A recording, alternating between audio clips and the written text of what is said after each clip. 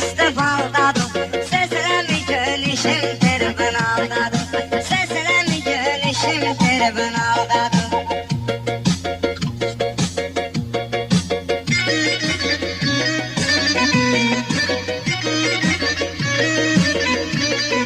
Çimşime de ayağımı taz kalır. Şah da ölse yine başında taz kalır.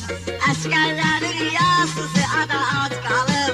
Askerlerin yası hospitaldadır. Seslenmi gönüşüm tribunaldadır. Rahman 6 aydır hospitaldadır. Seslenmi gönüşüm tribunaldadır.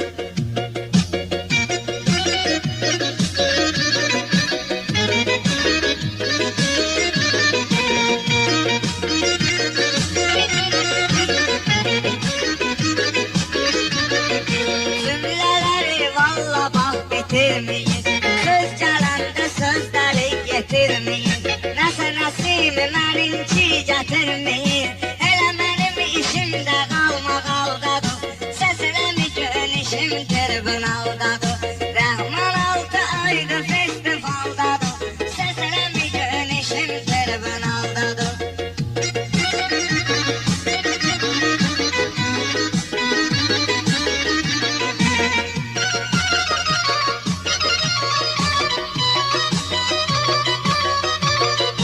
Sen bilirsen doğrudan da səsliyik. Meyxanada əsəbləşib izləyir. Bizim Ruslan da bir qızı istəyir. Günelin gözü bala turaldadır. Seslenmi gönüşüm tribunaldadır. Rahman 6 aydır festivaldadır. Seslenmi gönüşüm tribunaldadır. Seslenmi gönüşüm tribunaldadır.